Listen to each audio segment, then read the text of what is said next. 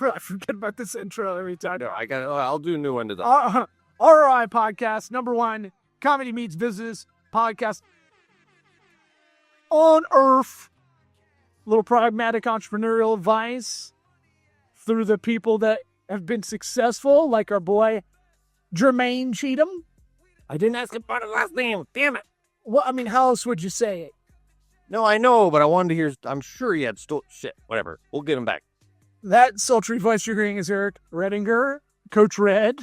I'm Law Smith, because I forget to put our names in the intro a lot of the time. Yeah, I know. If you want to see me do stand-up comedy, I've got gigs coming up, headlining in St. Pete Beach and Clearwater Beach in the fall. I don't have them in front of me because I'm professional as fuck. Hey, if you like this podcast, share it. There's that little square with the arrow button.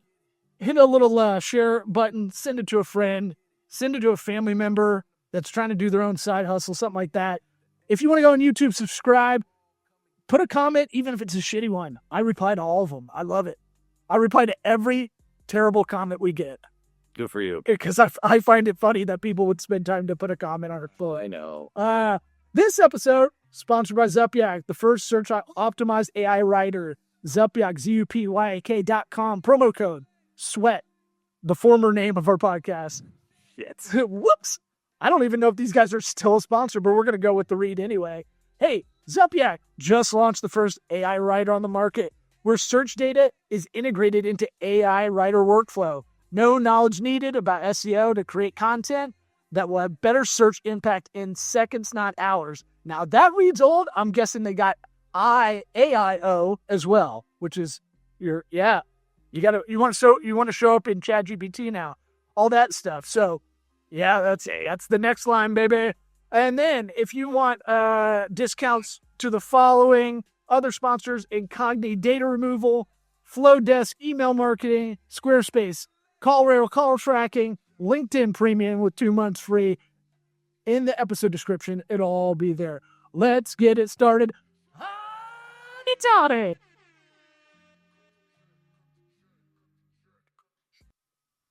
Man, I gotta get hair. We're good. I gotta get that hair surgery done. This shit's going. What hair surgery? Oh, dude, I'm getting hair tits, as Dan Soder calls it. What do you mean? They take the hair plug in the back, put it on the grow in the front. He calls it hair tits. Great bit. Okay, leave it to him. Hey, shout out Dan Soder, one of the greats. Jermane, can you? We like to, because we're such good hosts, we like the guests to intro themselves a bit, and then we're gonna. Wait! I almost forgot your favorite part. We got to get into some lightning round questions at the beginning. Oh, okay. And yeah. We'll let you do your own intro. So these will be real quick, just to get to know you real quick, and then we'll let you do an intro of who you are, what you do, why you're better, all that. Is a hot dog a sandwich? No. Thank you. What time do you get up in the morning? Depends on where I'm living in the world. Okay. Okay, that's very Jason Bourne of you. Yeah. Like, is it a time zone thing, or is it okay, it's lightning round. We don't need it. Does God exist? Yes. All right. Have you ever seen a ghost or a UFO or anything supernatural you can't explain? Not a ghost or a UFO, but other things. Ooh, like what? Lightning round over. Tell me. No, we have those two. We're coming back to it. We're going to put a pin in that. I want to hear about it. But, this is the last two we go on. Did you watch this show before coming on? No.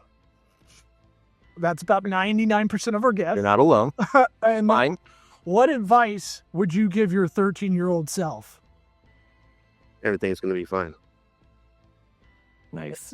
More or less kind of in the zone of what all these successful people that come on the show say, Yeah. some kind of reassurance, Well, I find most of the time it's not even advice. It's more like reassurance. Yeah, well, it's like, But don't just- listen to everybody else's bullshit. If you want to go do something, go do it. Yeah. But oftentimes it's just like, just do your thing. It'll be fine. Just, stay the course. Well, we're It's going not like buy Microsoft. we're, Something like that. Not like that. yeah, it's never a Biff reality for Back to the Future 2. Yeah. you've earned yourself an opportunity to do your own intro. Why don't you tell people who you are, what you're about real quick? Yeah, so I'm an entrepreneur. I travel the world. It allows me to build businesses while I'm anywhere. I'm in the finance niche, and I have a finance business, and I teach people how to get into this finance brokerage space as well. Because it's digital, it's online, it's leveraged, and it's lucrative. I'm going to try to make this a little bit exciting because I love being in the unsexy businesses. We're in the marketing world. I hate the guys that want to be the black turtleneck Steve Jobs want to be. Look how creative I am with design and all this stuff.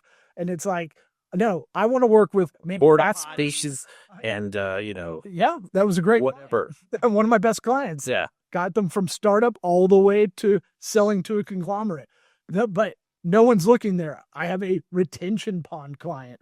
Done crushing it. Somebody's got to do it. Just got bought up by a private equity firm. Like, those are the stories I love because no one in marketing looks there because it's not cool. It's not hip. It's not a new energy drink or an infused kind of new alcoholic beverage. It's not a cool lifestyle, but I like the opposite of that. So equipment, machinery, leveraging financing in that world, that's where you live. That's your domain. How'd you get into this? Really by accident. Like you said, that's probably one of the most boring, unsexy businesses you can ever imagine. We'll put some, we'll add some pizzazz to it if we can. Yeah. But I kind of stumbled into it, really. I was looking for a job out of college, and the only people that were willing to hire me was an equipment finance company. And so I learned the industry. I cut my teeth by reaching out to businesses that needed funding just to buy equipment. But I realized slowly that was a dumb business model, because why would you chase down people that need money instead of just partner with the equipment sellers that have all the clients you could ever want? And they send you deal after deal after deal that are pre-sold. So then I started to close all these business deals, and I'm like, why am I working for somebody else? This is fucking stupid. So I decided to start my own firm, become an entrepreneur, which was obviously a whole nother stage in my development. And then after running that business for like 5 years, I'm like, in Europe, I'm taking my mom on vacation for her 60th birthday. And I realized, like, there's nothing special about me. Like, other people can do this. This is not finance. This isn't sales. This is just networking, period. And so I put together a course in coaching, and I've been teaching people how to build their own equipment finance brokerage from anywhere in the world with, 3 to 4 hours a day, just by leveraging their network. Well, we can hear you. You froze for a second, but your audio is all clear. All right, he's back. He's back. But you made a point like this and then froze. The audio kept rolling. And I think you've lived all over the world doing this work, right? Georgia, the country, Vietnam, right? Where else? Beautiful country. Where else have you lived doing this work? I mean, you name it: France, South Africa, South America, all throughout Asia, all throughout Europe. I mean, 50 countries. So What was the most challenging? Where was the most challenging? Yeah, just the location, whether it was dealing with people or the government or whatever. Those are stuff. I mean, everywhere has their pros and cons. There's not really a challenge. I mean, sometimes time zone can be a challenge, especially in Asia, but I really just do everything via email. So nothing really matters. I guess the biggest challenge, let's be real, was India. And it has nothing to do with, the government or anything. It's just fucking mass chaos. It's hard to get anything done because nothing's ever timely or organized. It's just like, chickens with their head cut off. So that was tough. Okay. Yeah. I've heard that. Would it be fair to say you're going to a lot of emerging markets because the machinery and equipment you are leveraging is kind of from countries coming out of, they're not making brand new facilities, right? They're getting older kind of assets, and then it needs to kind of be Modernized. Yeah. Is that part of it? We're not talking like, okay, This is a lifestyle business. this is why I cover preparing. It's all good. I travel for fun. All my clients, 100% of them are United States of America. All my students, 100% of them are United States of America. Okay. Like for me, like if I can have a remote business, why not go to a new country every couple of months and like live my life? Like I've lived in the United States for, most of my life. Why not explore? Which is the greatest country on earth. My question about the challenges doesn't make as much sense now. That's like a travel pod. Where are you right now? I'm in Georgia, the country. Nice. What makes you go there? Yeah, I'm curious. I've never looked. Was it an accident on the ticket that you were going to Atlanta? So when I left the United States at the beginning of the year, I was like, okay, I know I have to be in New York City in September. So I'm like, let me take my time getting from Tokyo all the way back to New York. So I went from Tokyo to Vietnam to Thailand. Then I went to India. Then I went to Dubai. And now I'm here in Georgia. I go to Turkey in a couple of weeks. And then I fly back to New York from Lisbon, Portugal. So it's a Silk Road-ish kind of route. Yeah, kind of. Or Alexander the Great territory. Yeah. Turkey's where you can get your hair did. Oh yeah. You ever seen those pictures of the guys on the flight coming? Yeah, it's like 7 guys all have the bandages wrapped around their head. Huge, comically big bandages on their head. Oh, I've been there before. It's all hair, it's all nose, it's all plastic surgery. It's like everyone goes there for that. New teeth, veneers. I wonder why. Yeah, this. I mean, I'm sure cheap, but and get a nose job too. This schnoz ain't gonna get any smaller. Earlobes, balls. Oh yeah, by the time you're 70, that thing is gonna be gravity hits it hard. But you had kind of a hard Scrabble upbringing. Is that correct? Like you grew up kind of finding your own way early on. Yeah, well, exactly. And the great thing about having a shitty upbringing as far as struggles, as you start to grow up, you start not to give a fuck about really anything. So you just figure out like, okay, it's up to me. Nothing else fucking matters. And let's just try to figure this out. And so it kind of gives you the eye of the tiger mentality where it's like, I'm going to figure this thing out hella high water. Well, and you can't count on anybody else. You have to count on yourself if you're one of the people that's successful coming out of that bad situation, right? Like you don't have the luxury of that. It seems exactly. Exactly. You have to figure it out. And I think it's the ultimate fuel. Like I would hate to have a easy start to life because there's no hunger. Like the hunger is what drives people. Yeah, I find myself like with my son, like especially where I'm like, I gotta make you do some harder shit. Like I need to make you go outside and sweat and work and complain and like hate me for a minute. I told them, I was like, we're going to do Habitat for Humanity. At least that's some kind of labor, right? I want you to go move rocks. Yeah, even if it's just go there. And then, I don't even want them to have the benefit of charity. I want them to do it. I want them to be like, why am I doing this? And be like, because I told you to. And that's why it sucked. Oh man, that's old school 70s dad shit. I know, but I mean, they're gonna grow up and there's gonna be people telling them to do shit. The kid be like, "What am I doing?" Like, get used to it. Yeah, they're about that age. But we lost your video. We can still hear you though. You're a big proponent of the 4-hour workday. I am too. We all are. But I kind of hate the Tim Ferriss mentality of this. And so I'm trying not to be negative about it, but I feel like you've got this kind of locked in as far as you don't have a lot of overhead for your business. You have a laptop. You said you work from anywhere. You probably have internet, that you do everything via email, which is interesting because, you're not going in and pressing the flesh all the time with clients. And so you've probably knocked down this process for what you're doing. Like it's probably really tight. Is that fair to say? Yeah, I've been doing this since 2003. You would hope I'd figure this thing out. So in the whole model, the way it's structured is I get my deals from people that sell the equipment to the people that need the funding. So they tell the Dr. Smith that needs the ultrasound machine, hey, you want to pay 30 grand? You want to pay $500 a month plus it's tax deductible. Dr. Smith's going to say, I want to pay $500 a month and get the tax deduction. Okay, great. So, let me send an email, CC Jermane. Boom, boom, boom. 3 or 4 emails go back and forth. He sees the documents, say $500 a month. He signs them electronically. I get paid. 20% commissions. But you're living off the benefit of the hard work at the beginning, right? Like you did like something like 300 cold calls a day to get, and that builds up that kind of network, correct? Yeah, but the cold calls really didn't work because the 300 cold calls were going towards end users or businesses that were looking for funding. That was a waste of time.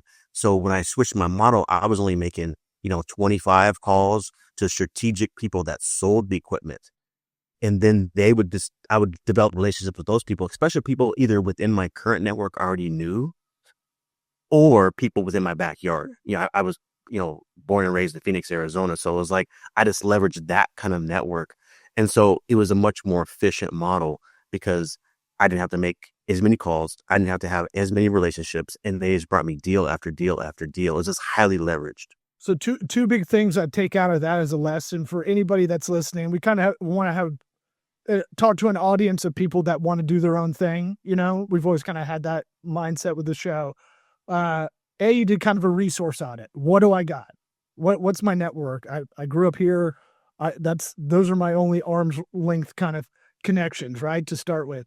And then the other part is in strategy for your business, a lot of people really miss the mark on their target audience. And they start out and I go, I think it's, they guess, right? And you did kind of trial and error and figured it out. You learn from your mistakes.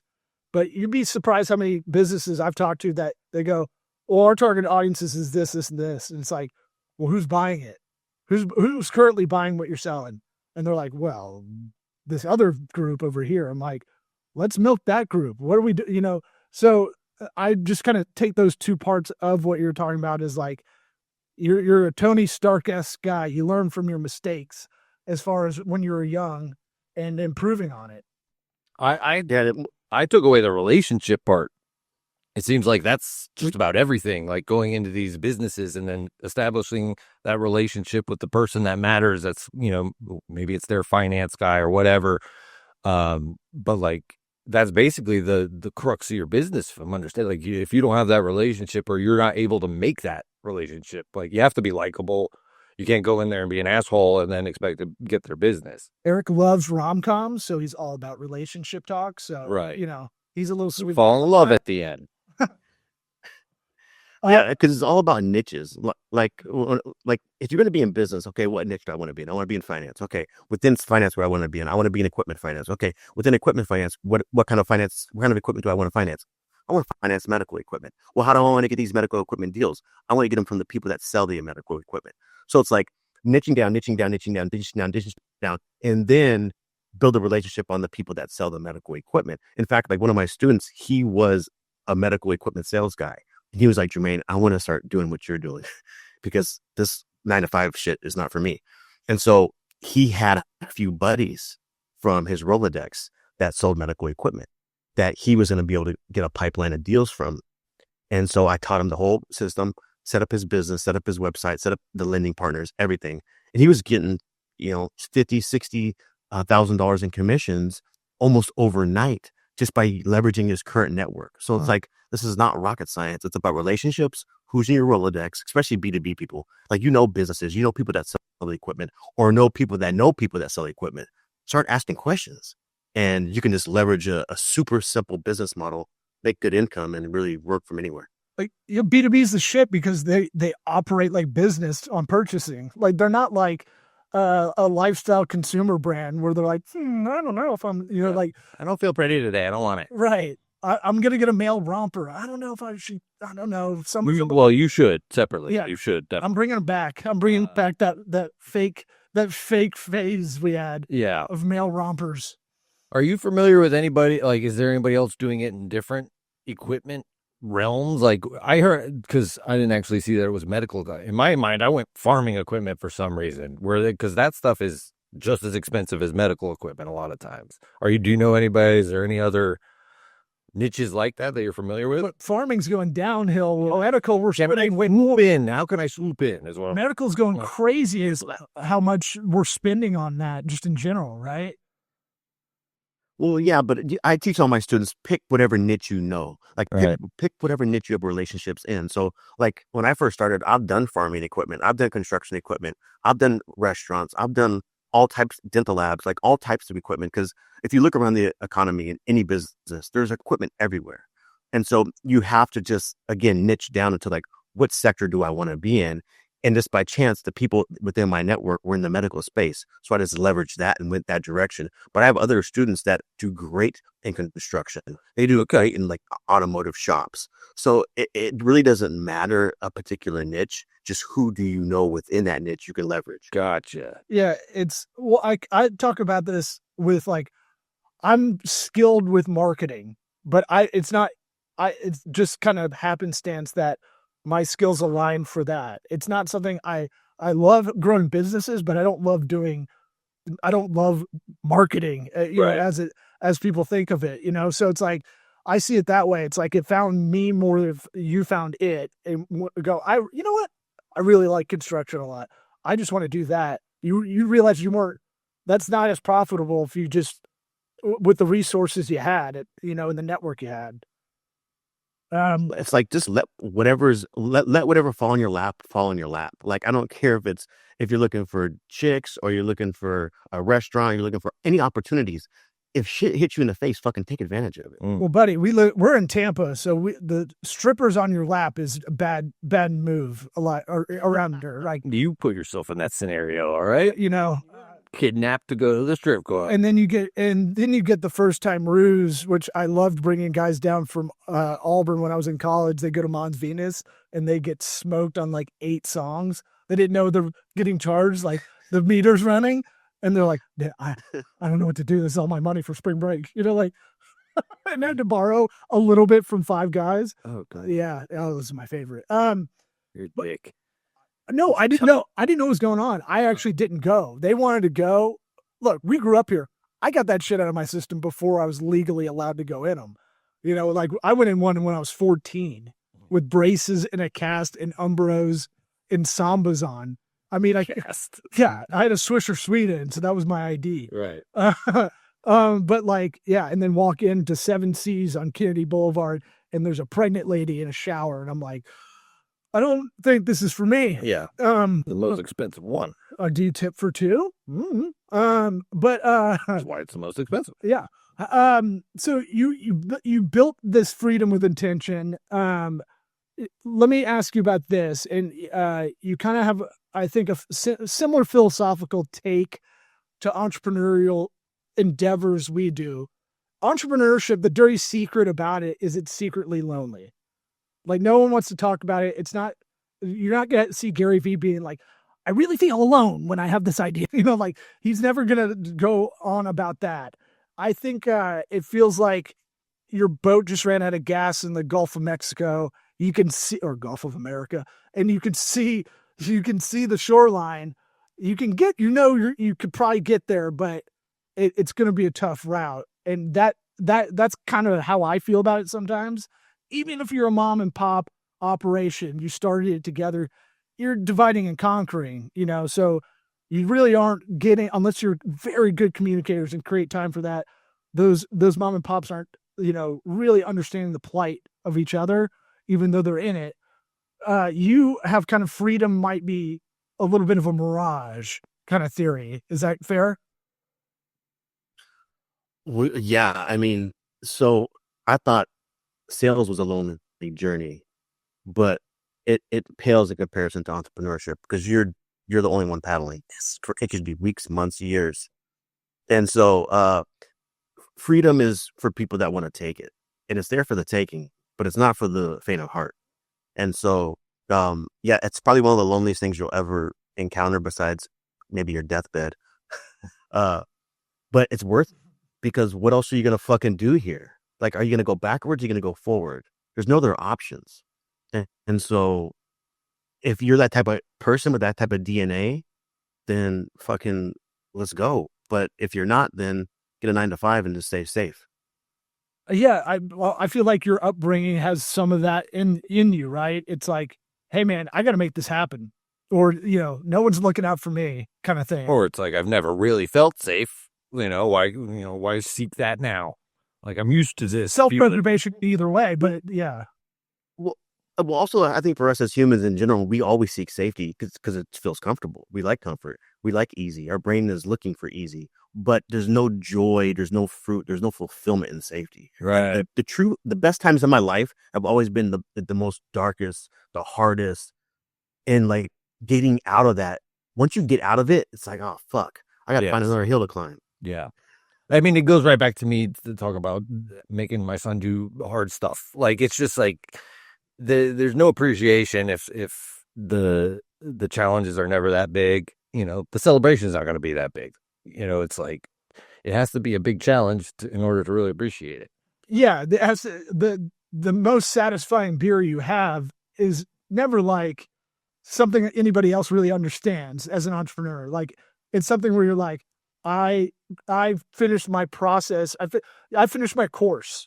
And it's ready to go. And that's like satisfying, right? It's a pain in the ass to do, I'm sure. Like, to kind of figure out how to teach, how to kind of upload your information into a process people can imbibe as a class, and that's not fun to knock out. Is like, that's a lot of admin clerical work, right? Yeah. Like, and I'm guessing it might be the first time you've had to do that too, which that always sucks as well. Yeah. First time of like trying, you can do it. Trial and error going on. The fear of the unknown, all that stuff. But I'd be remiss if we didn't kind of pitch. Is it CreatorsLearn.com? Yes. And let me ask you this. I don't think, sometimes we get guests on here that I'm like, these guys are total bullshit guys. I don't think you're that at all. I think if we were hanging out, I'd probably annoy you. It seems like. I'd be like, I was talking a bunch, and you'd be like, for sure. Can I just watch the game? I'd be like, the chick. Depends how many drinks I've had. Okay. Oh yeah, you get this way too? Well, I'd be like, you see that guy over there? And you're like, no. Like, I'm focused on my business. But I feel like there's a lot of oh man, ADD. I just lost. Dude, the bullshitters. You're not a bullshitter kind of guy, but I'm always weary of these. There's a certain level you get to as an entrepreneur. You grinded it out, the hustle start. Then you got to the level where you're successful. Then you got to the level where, okay, it's again, the first down marker keeps moving, right? And then now you get to a level where you want to teach. Sometimes that's altruistic, but there's a lot of guys that aren't experts and they're just cutting to the course that I see online. Yeah. A lot of squeeze pages, a lot of click funnel pages, stuff like that. I don't think you're that just by us, talking to you and researching who you are. But if it's so profitable, why give it away? If this is such a formula, that would be my question.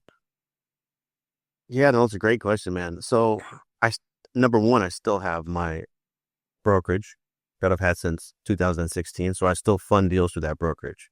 I still have all those relationships that people still send me those deals. So that pipeline is already filled. That's full. That's already been set up.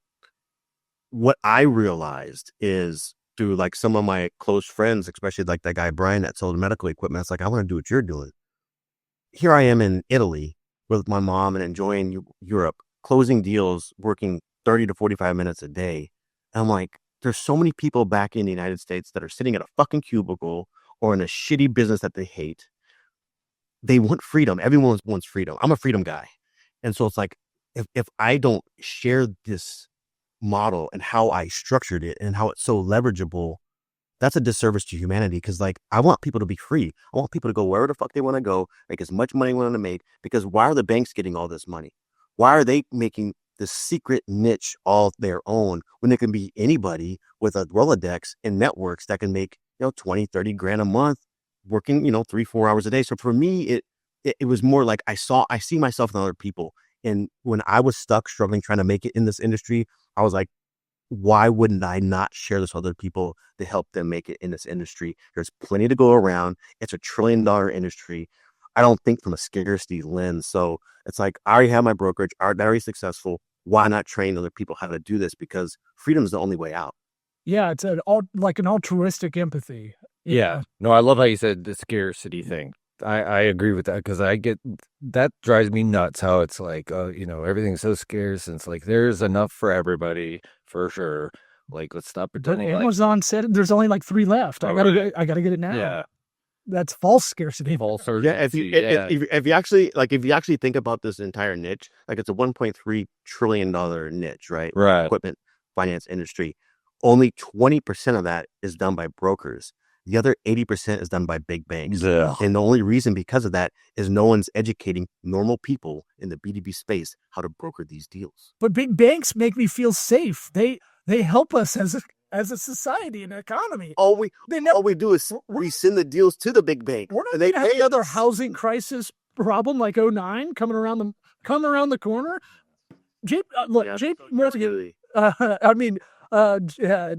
Chase Bank, they really love the American people. Why would they? Big banks are great. Yeah. Too big to fail. So before we close out, though, Yeah. you thought I'd forget. I want to hear about this inexplicable supernatural experience you've had. Don't tell me what I think. Oh, no. All right, so it's not Fingers crossed. some big ghosts, and it's not aliens, but I think just being a human is a supernatural experience because if you actually examine the fucking things that come across your mind, Mm-hmm. what the fuck is that? Yeah. Because I didn't think of that. Right. Where'd that come from? Where'd that come from? Right. Brain, I love that brain juice. So just being a human. I was open for some. Because there are all types of weird Pretty- thoughts come up that you're like, I don't know, that came out of left field. Yeah. No, for sure. I could go off on that. I mean, just being a human is so bizarre.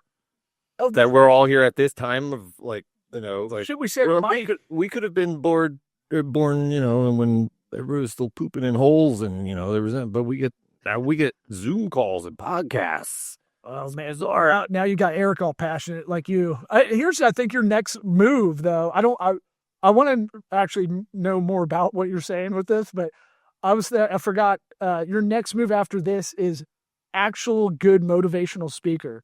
You were lighting up like a pinball machine, talking about maybe the most unsexy kind of niche, right? To a lot of people looking outside in. I think your next move is to be a non-snake oil motivational business speaker because goddamn, you were like your trap started to go up to your ears. Yeah. As like Bane. We'll come along. We'll bring you on stage. Yeah, we'll open. We'll do a little banter, bring you up, loosen the crowd up. I'll do a 10-minute squirter, going down on a squirter girl, No. and then bit, and then we'll get right into it. You got 10 minutes on that? Oh man, I can. No, you don't. It's you directed the special. It wasn't 10 minutes of that. Well, I cut the fat on it, Yeah. but yeah, I think. Are you talking about all right, back to the supernatural? You think like there's a what is it? Not duality. I'm trying to think of duality, but it's like simulation there where we're living here and other areas at the same time, or is it just kind of wondering about how this all works? Let me try and translate. I think Yeah, you are It's the just- Sherpa for this. somebody, I think Jermane's just somebody who has taken the time to actually be with his own thoughts and think about all of it, all of existence and who he is, what he is, and all that. And he just has come to the realization that if any human who actually does it and looks around and is like, wait, what is, they will come to the same conclusion is what I think is that if you really just think about it. Well, he doesn't have avoidance. He was talking about, being soft. Americans were getting soft, right? And it's kind of that thing of like, we can avoid shit, right? Your own Oh, thoughts, sure. Yeah. especially. Oh, that's most people. That's 99% of people, I think. That's just distraction. That's not avoidance. It's just, Wouldn't that be a form, though, in a way? well, I guess it could be. It's more like putting a blinder on to your so your thoughts don't come through. Aren't transmittable. Avoidance implies will, and distraction is just sort of like, oh, well, I'm not doing anything against myself. I'm just distracted. Yeah. Speaking of, Like if you really step back and like look at life, it's like, where the fuck are we? What the fuck are we doing here? And that is fucking awesome. Yeah. Oh, right, for real. You're like, say something profound. Say something profound. Yeah, I'm with you though. We'll have to do a separate mushroom pod. Yeah, y'all could go on for a Rogan episode on this. But yeah, I mean, it goes deep philosophically, and I will talk about it all day. Yeah, we can send you mushrooms wherever you are. We'll figure out how to get it across customs and whatnot. But Okay, good. yeah, You do that. I'll get right on that, Rose. But anything else before we close this out? You're a great guest. Thank you for coming on. No, man, it was fun. I like your guys' energy and the banter. It's good. Well, honestly, I couldn't tell half the time. I thought you were like, God, these guys are like two little. It's all right. We'll take the approval at the end. We're like, Yeah, no. I like that. Oh, Dad said be good. Dad said we're good. One thing I always believe in is like humor is like one of the secret remedies of life. So if you're not having fun, you're fucked. yeah, for sure. Yeah, laughter's the best. It's like just being so silly that you laugh ear to ear is the best. Yeah, it's the ultimate tool for disarming somebody in their, whatever negativity they're bringing. Well, appreciate you coming on. We'll have to have you back on because I don't think we scratched the surface on a lot of this stuff. But thanks for your time, bud. All right. Nice to talk to you guys. All right. Yeah. Thank you. Take care.